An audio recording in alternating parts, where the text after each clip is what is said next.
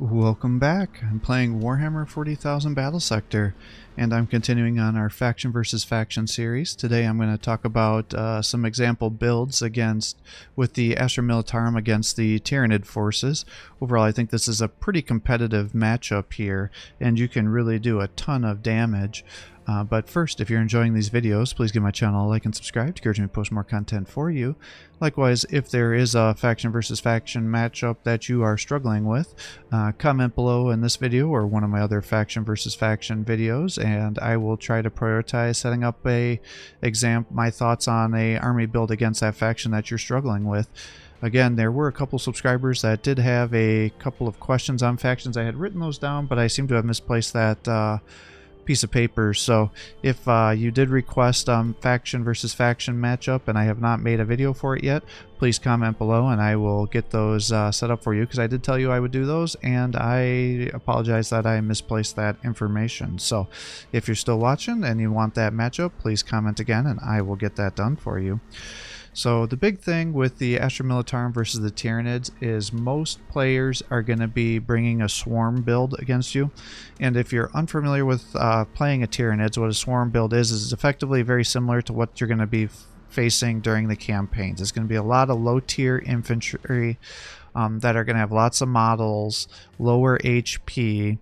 And the reason for that is because human players are able to really maximize the amount of synapses that they can get. And so with all those, because they'll get swarm tactics, which will give them increased accuracy and damage, and then and then the synapse will give them additional accuracy and momentum gains. And that allows them to do substantial amounts of damage to you. It allows your Termagants even to do a little bit of anti-vehicle damage. If they're Hormagants or Gene Stealers, then they do crazy amounts of damage. And then, you know, they can just really hurt you from afar. So you gotta be careful with that. So the main priority for you is going to be using flamers to kill all those chaff that are in front of you. And then the other thing to be aware of is flamers are actually really good against killing the warriors as well, because they're not very armored. So even though they may be back a couple of squares, once you just melt that front line, giving your guys tons of momentum to be able to allow them to easily attack again, you will also be able to get in there and get the kills. You just got to be very cautious that you don't feed too many kills like with your infantry to the warriors, because for every model they kill, they can have a chance of triggering the natural killer ability, which will increase the amount of melee damage that the warriors can do by 50% and give an extra AP. So those warriors are going to be a major threat to you. The other thing you need to be very careful of is you need to find out where the hive guards are, because they're going to bring that shockwave cannon against you, and that will almost allow them to allow them to one-shot your sentinels, your chimera, almost your chimera, and almost your tanks too. So you need to kill those guys if you see them. And then, you know, focus on Hormagants. Hormagants are going to be probably the least important unless there's tons of them together. And then the gargoyles, you know, are going to be a major nuisance, so you may want to take them out so they can't outmaneuver you, since we don't have any jump infantry. So we don't want them flying all over the map and back capturing points, because generally you're not going to have a large enough army where you're going to be able to keep guys behind to hold the lines from you, and the ones that you do are easily going to get killed by the Tyranids, because they're going to most likely out damage you. Now, you do have some abilities that'll work out to your advantage. Your Tier 1 command point ability will allow you to pick up an infantry and then redeploy it somewhere around your commander. So that will allow, and it allows them to do a little bit of healing. I think it's 10%. So, you know, if you have somebody that you're able to reposition, or there's some obstacles in the way, you can just deploy them behind the obstacles and then back capture a point. Especially if you're getting the command points allocated on your turn, that can definitely be a nuisance for your opponent. But for or if you, let's say, have a commissar and you see their HQ unit and it's almost dead, well, maybe you just redeploy the commissar to be right behind the enemy HQ unit, and then you can just chop them down. So, you know, there's ways of doing this. If you're using Ogrins, you know, giving that little bit of healing can definitely help out, or it can get, you know, if you have a Castellan or a commissar that you need to keep alive, then it gets them out of danger. But for the most part, it's, you know, very situational. You have your Tier 2 ability, which is effectively a strafing run, which does decent damage against most of the forces. of the Tyranid, so it'll allow you to keep that into consideration if you need some sort of AoE to really just run and do a big line of kills against different models. That will help you. And then most importantly, at the tier 3, assuming you've survived enough to get to your tier 3 ability, your Death Strike missile will completely annihilate most medium units, especially if they're a little weakened, and it'll easily annihilate any low-tier Tyranids that are going to be around that area, because I think it's a 3x3 square once it goes off. So if they have all their guys really grouped together by the end of the match, that can just about do a full army wipe if they're all grouped together. So be very, very cautious if you're playing against the Astra Militarum with the Tyranids by the end of the match, just trying to keep into consideration how much command points they have gotten. And likewise, if you can gather up those momentum to really help you, you for sure want to take advantage of that, because that can be a real nightmare for a Tyranid player. So here's an example of a army build that I like to use against the Tyranids. I like to bring one tank commander, and the reason for that is he's got a decent cannon to allow me to take care of most of the light medium tier infantry, because he does have some decent splash. He has a las cannon that will be off a cooldown every 2 turns, which will allow me to snipe down their either one-shot kill a warrior if I get a good roll, or really mess up a hive guard, or even focus down the tyrant or other high tier units to do good damage, because that's 75 to 100 armor piercing is 7.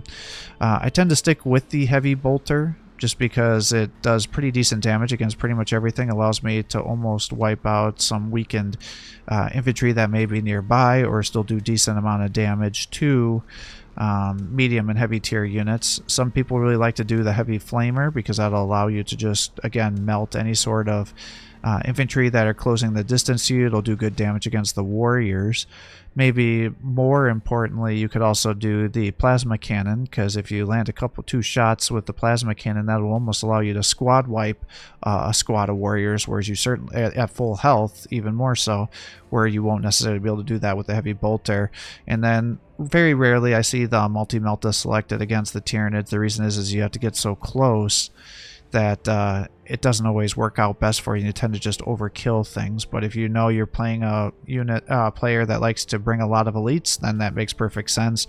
The heavy flamer, again, they get you surrounded. You can't get your tank out of there. Well, go ahead and use the heavy flamer and just melt anything that's around you. So for those reasons, from just an offensive standpoint, he's quite a good unit. Going even more is he's got great battle line doctrines, so that gives you plus 10% damage and 1 range stability. So if I'm doing a heavy tank build, that works out to be pretty effective for me, because now all of a sudden I'm getting 10% additional damage. I'm getting 1 range stability, and how that works in this game is, let's say with this last cannon here, it has a base accuracy at 5 tiles away of 90%. So let's say we're shooting at something that's 6 tiles away, the accuracy fall off is 5, so it'll go down to 85. How his ability does is it would drop it to 4, so then it would be what would that be, 86 for his accuracy there. So a little bit of a bonus. And then the other thing to realize is the battle doctrine, or the battle line doctrines here, is anybody that's connected gets bonus momentum, so it effectively nullifies the loss that you'll be suffering with your momentum by setting up an Overwatch. But more importantly is the pound 'em to dust ability, and what that does is any vehicle that's within 2 tiles of you, they'll effectively double shoot with all weapons. So what I almost always do is I'll bring a Rogel Dorn with me, and that's because he has 4 weapons. So now effectively, if you have all these weapons off a cooldown and you use the Pound 'em to Dust, you'll have 8 attacks on your very first turn. And if you have enough units nearby and he lands his attacks, as you can imagine, with 8 attacks, you're going to have enough to be able to surge and then attack again, which now these your spawns and weapons will all be on cooldown for the second round, but your Oppressor Cannon will still do 2 attacks for your next set of attacks as well. So effectively, you'll shoot 4 times with this weapon, twice with all of these things, and so now you're going to be doing 108 shots with your heavy stubbers. You would be doing what would that be, 56 shots with your heavy bolter. You'd have 2 shots of the pulverizer cannon. So this is where things just kind of get really out of control with your units, assuming you have enough units around you to take full advantage of the situation, and that's what makes the tank commander such a powerful unit. He also has the ability to use Blitz'em, but I've never seen that make any sort of difference in a game, because effectively it's not even a full charge. It just lets them a vehicle have a melee attack, and they get plus 10% grace chance when they get attacked. So I just don't really... yeah, I just don't see it being very powerful, so just doesn't seem to help out very much. Now, I do really like the commissars here. I usually give them the power swords, that way they're able to defend themselves a little bit better. The reason I like the commissars is you stack them with a couple of infantry, and they reworked how the execute ability works. So effectively, you just put the infantry around, a bunch of sentinels or these tanks here, and you execute a unit. Now, all of a sudden, everybody that's within one tile of the executed squad will get 30 momentum. That lasts for 2 turns. So, you throw that on in addition to the Rogaldorn here. Now you can get it very easily, get this guy to surge. And then you also, that turn, will want to use the Show 'em Steel ability, because they've reworked this as well. So now you get a 10% ranged critical hit chance. So that will allow you, 8% off of 108 attacks, or off of 56. This is how you can start really amplifying the amount of damage that these units can do. And then they're not too bad at fighting in melee and defending themselves as well. And then if you pull them away and you're not in cohesion, you can set up another battle line with these guys. And then how it works with these ones is it gives you plus 10% bonus health to anybody that's in the battle line with these commissars, and any unit that has a commissar battle line trait will also get plus 25% momentum gains. The big thing to realize is you can only have one battle line doctrine, so it kind of goes into order of ranking. So the Castellan is the highest rank, then the tank commander, then the commissar. So you just need to be aware of who's touching who to know which ones are going to get what battle doctrines. Now, I also like to bring some Lehman Russes. Potentially, if you were going to do this a little differently, you could do a double Rogaldorn double tank commander build, and that works very effectively. But I tend to like to get more units out just because I need to get as many of attacks as possible, and you got to be careful with the Trigones because they usually want to burrow and then lock down your tanks, and that can be a real disaster, especially if you only have a few units. So by doing more tanks and flamer builds, it allows you to kind of get the best of both worlds. But the Punisher is nice because you have 100 attacks doing 3 to 4 damage, armor pierce at 4, which means he's going to effectively be able to attack and do damage to anybody that the Tyranids are going to have. And if you do double attacks, then effectively you have 200 shots here. And again, 200 out of a 10% crit chance should be at least 20 crits that they should get with this Gatling cannon. So that's how you get this to do just tons of damage for you. They also have the same side weapons and then the last cannon too. Some people make a strong argument for the Demolisher cannon. Again, it just goes down to your play style. If you land the attack on Gene Stealers, you're going to effectively squad wipe them with one shot. The issue I have is, with the Punisher, you can pretty much squad wipe most of the low tier infantry, whereas the Demolisher cannon, against the Gargoyles or most of those low tier infantry, they have more than 5 models per squad, so then you can't quite squad wipe it, but they can just about take out a Tyranid warrior, but so can the Gatling gun, Punisher Gatling cannon. So again, you just have to decide which one you want. I think the only one that you absolutely should not be bringing is the Vanquisher battle cannon, because again, with Tyranids, you need to get as many kills as you can, and only having a cannon that has 1 with 0 splashes just doesn't make any sense. So if you're bringing this build, it's meant to be an anti-swarm build, so that's why I have 4 Sentinels that all have the heavy flamers to really just liquidate any sort of infantry that are in your way. And then I bring 2 infantry along just so I can have lots of guys to sit there and keep shooting in the head with my commissars, because you can effectively do this every 2 turns. So you spend 1 in there, execute people, and then you have the other commissar run in there and execute them, or you just set up 2 different battle groups and 1 with each one and get the kills kills that way. So again, you just have to decide what you want to do. Do you want to put all your money onto the Rogaldorns, where you're going to then be using your Oppressor Cannon to snipe out medium to heavy tier units, your Pulverizer Cannon to wipe out any sort of warriors, hive guards, anything like that that may be there? Because effectively, if you land 2 of your Pulverizer Cannon shots and then your Heavy Stubber or your Heavy Bolter, that by itself is going to wipe out a hive guard. And then if you land both of your attacks with the Oppressor Cannon with your Heavy Stubbers, you can effectively totally take out 2 hive guard with the Shockwave Cannon. Those are the most dangerous units you can have, and they're gonna, on 2,000 points, they're gonna have 3 of them. So now they only have 1 left, and you should be able to finish the last one up with your remaining tanks here. So it really allows you just to totally liquidate the forces, or you could effectively just take out 3 warriors with this 1 unit and then surge and go again, and take out a lot of their synapse potential. So you just have to decide what you want to do with these guys. And then with the 100 attacks, even if they have some evasion, it allows these guys to still do good damage against, Venom Thropes, or if you have all these heavy flamers, then you can not even have to worry about the Spore Cloud giving those evasion, because the flamers will still hit at 100% accuracy. So that definitely works out pretty well for you, and it just makes for a fun matchup here.